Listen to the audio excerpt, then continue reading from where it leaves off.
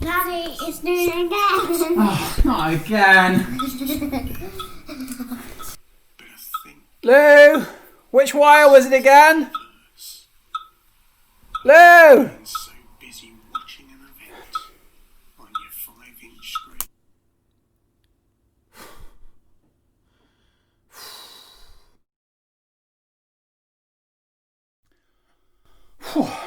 Well, good morning everyone, and well done for making it through another week of lockdown. As a special treat, you've got me here talking to you about Jesus, and we're continuing our series of talks looking at the habits of Jesus. And in particular this week I'm going to be looking at the Sabbath, but there are elements of all of the previous talks that have gone before that really feed into this one. And so if you've missed any, I encourage you to go back and have a look. Let's start with what we notice about Jesus and the Sabbath in the Gospels, because really three things jump out to me. The first one is that maybe slightly against expectation, Jesus is actually probably busiest on the Sabbath compared to all of the other days of the week. And I'm talking about during his ministry here. And the reason for that is because the Saturday, that's the day where the synagogues are open. He's going there and he's preaching and he's sharing his good news. And so therefore he's running around, he's talking to people, he's doing all of that stuff on a Saturday. It's probably the day where he's least likely to get a chance to have a bit of a break, let's put it that way. The other thing is that, of course, then leads him into all kinds of interesting debates and discussions. And this is the second point. You know, wherever there's a healing or pretty much any opportunity that the Pharisees or the Sadducees get to have a go at him about some kind of law that they think he's broken, very often it's linked to the Sabbath and the fact that he's doing something that he shouldn't be doing on the Sabbath. And that's a good segue to have a look at the third one, which is if we have a look at Luke 6, this is really well demonstrated. So at the very top it says, "One Sabbath day, as Jesus was walking through some grain fields, his disciples broke off heads of grain, rubbed off the husks in their hands and ate the grain. But some Pharisees said, 'Why are you breaking the law by harvesting grain on the Sabbath?' Jesus replied, 'Haven't you read the scriptures, what David did when he and his companions were hungry? He went into the house of God and broke the law by eating the sacred loaves of the bread that only the priest can eat. He also gave some to his companions.' And Jesus added, 'The Son of Man is Lord, even over the Sabbath.'" Of course, we look at that with an understanding of what Jesus is talking about, because we know that Jesus is God. So, God created the Sabbath. Jesus has full authority to talk about what the Sabbath should mean, and his interpretation of it is, of course, very important to us and should be more important to us than the Pharisees. But in order to understand that little debate, we have to have a look at the context. So let's have a bit of a look at what the Sadducees and the Pharisees are talking about. Now, there's three bits of literature that are relevant here, and the first two are just as relevant to us today as they were to the Jews back in 2,000 years ago. And that's Genesis in the creation story, and Exodus. So Genesis chapter 2 verses 2 to 3 says, "On the seventh day God had finished his work of creation, and so he rested from all his work. And God blessed the seventh day and declared it holy, because it was the day when he rested from all of his work of creation." And then Exodus 20 verses 8 to 11 says, "Remember to observe the Sabbath day by keeping it holy. You have 6 days each week for your ordinary work, but the seventh day is the Sabbath day of rest, dedicated to the Lord your God. On that day, no one in your household may do any work. This includes you, your sons, your daughters, your male, your female servants, your livestock, and any foreigners living among you. For in 6 days the Lord made the heavens and the earth, the sea, and everything in them. But on the seventh day he rested. And that is why the Lord blessed the Sabbath day and set it apart as holy." Those scriptures establish the Sabbath as an important day for God, a holy day, and something that really matters to God.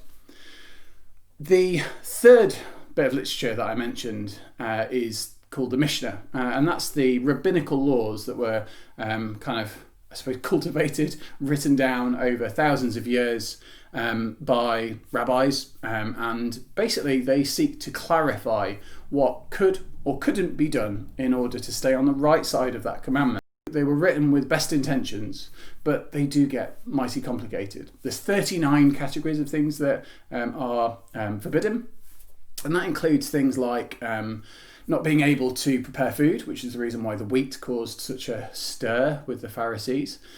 Also not being able to start a fire or extinguish a fire.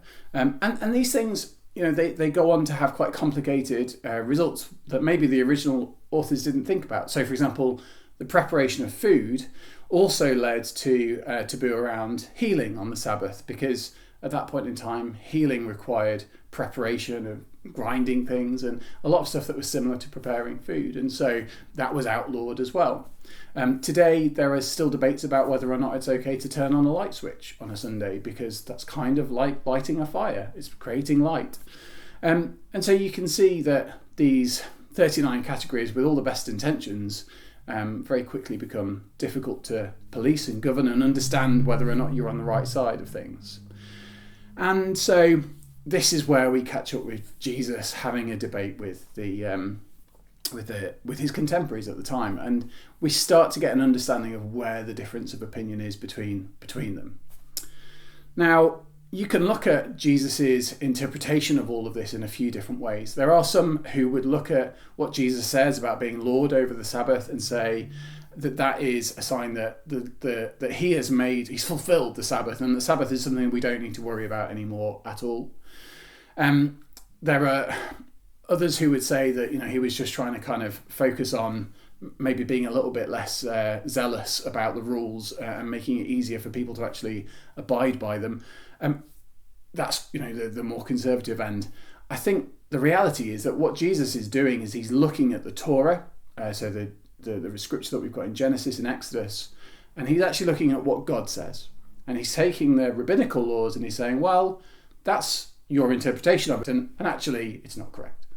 So as you then look at that, you kind of get into wondering, like, what was Jesus's intentions there? And I think for me, when I look at what Jesus brings to our understanding of the law in all, in other areas, so take the Sermon on the Mount, for example, and we see Jesus saying, you've been commanded not to murder, but I tell you that if you call someone an idiot, then you've committed just as bad a sin. You're commanded not to be adulterers, but if you look at another woman, then you've committed just as bad a sin. And he continuously takes God's law and far from degrading it, he actually extends it. And he shows us just how perfect God's law is. This is a vision of what righteous life living alongside God will look like. But it's also very, very, very difficult for us to attain. And in fact, nigh on impossible. And that's where Jesus comes in, of course, and spoilers from there. Now, comparing that to what he's talking about with the Sabbath, to say that he's saying, well, we're not allowed to grind, so that his disciples are allowed to grind the wheat because he's the Lord of the Sabbath, and he's dismissed all of that and it doesn't matter anymore, is not in keeping with anything else that Jesus teaches. Far from it. I think the reality is that what he's saying is that the Sabbath is holy, and he's upholding all of that stuff in the Old Testament. But he's recognizing that he is royalty in the same way that David was, and he's comparing himself to David and saying, in the same way that it was okay for him to do stuff that broke the rules, Jesus is also Lord over the Sabbath. But there's more to it than that. He's also saying that this focus on 39 categories of forbidden things that you can't do, it's too simplistic. It doesn't capture what God actually has in mind or what matters to God when he declares the Sabbath as a holy day. There's so much more to it than that.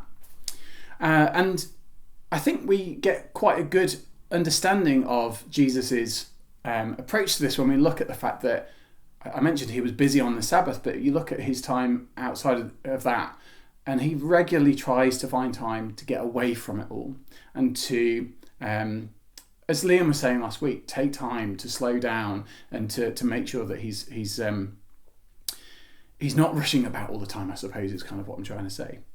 And that brings me back to Genesis, because one of the things that's kind of maybe been lost slightly, we look at those rabbinical laws as Christians and we think, wow, they're so over the top. Like, but you can't light a fire just because it's a day of rest. And part of that is a slight misunderstanding on our part. And I'm going to go back to Genesis just for a second. If you read it in most translations, you'll notice that there is a little asterisk next to the word rested. It flags that that word can also be translated to ceased. When we think about rest, we think about rest and relaxation and doing activities that give us time to recuperate and all of that kind of stuff, which is important. But it's not quite at the root of what's going on here. They understood that the Sabbath was a day where you needed to stop. Not just slow down, but actually take steps towards putting everything to one side. If that means having to prepare a dinner the day before, do that. If it means having to light a fire the day before, do that. If it means, whatever you need to do in order to be able to take that time and just stop, that matters. And that's something that Jesus also shares. And that's really interesting to me because it's an interpretation that I've never really spent much time thinking about. I've seen that before, but I've not really focused on what it means to cease. And so if we look at the Sabbath as a day to cease, suddenly a few things start to change their meaning. It's a much stronger word. And I think we get a lot out of looking at the original creation story and what was going on, because God was in the middle of a creative process. Now, I'm not looking to prescribe my flaws to God here in any way, but when I think about creative processes, I think about painting and activities like that where you're making something, and there's usually a point at a creative process where you get to a stage where you're thinking, I'm not sure if this is done now. I can't decide whether I should do more or whether I should leave it alone and just say that's that. And so for God to get to day 7 and cease, it's more than just kind of saying, okay, well, I've done enough now, so I'm going to have a rest. He's actually deciding that that's time to stop. And I think, when I look back at my paintings when I was at primary school and all that kind of stuff, I can remember, looking at the page and painting away and thinking, maybe it's time to stop. And then 2 minutes later, I look at the page again and I go, yes, 2 minutes ago was definitely the time to stop. Because now it's a complete mess. And I think that there's a degree of that that's true in our lives generally. We can get tunnel vision. We can get our heads stuck in something. And it's very difficult to properly pull yourself out of that and get a fresh perspective on things without putting things down properly and spending time with God. And that's what the Sabbath is really all about. That's why it matters so much. And so, this message very much is similar to what Liam was saying last week in many ways, but it also builds on what Tim and Ruth were saying, because in order to do these things and build these good habits, we have to find time to just put things down and take a step back and look at our lives and decide how we need to go about doing whatever we're doing over the next couple of weeks. And so, in a way, I think that that's really fundamental to the message of what the Sabbath is about and the way in which the Sabbath was interpreted by Jesus, who of course had that perfect interpretation of it. And I think there's a challenge for us there. The challenge from last week was to take time and slow down, but I'm going to take that a step further, and I'm going to suggest that as far as possible over the next couple of weeks, try and find 2 hours, half a day, something like that, to properly stop everything, put everything down and bring to him the things that are taking up the most time in your mind, the things that are most, applying the most pressure, the things that are worrying you.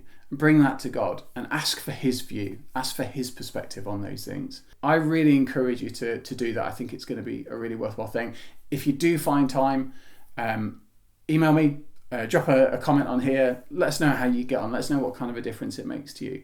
But at this time where we've got 1,000,001 things going on and all of these plates that we're spinning and worries that are very real and very understandable, it's the perfect time to be trying to deliberately make that time for God, put everything to one side and spend time with him.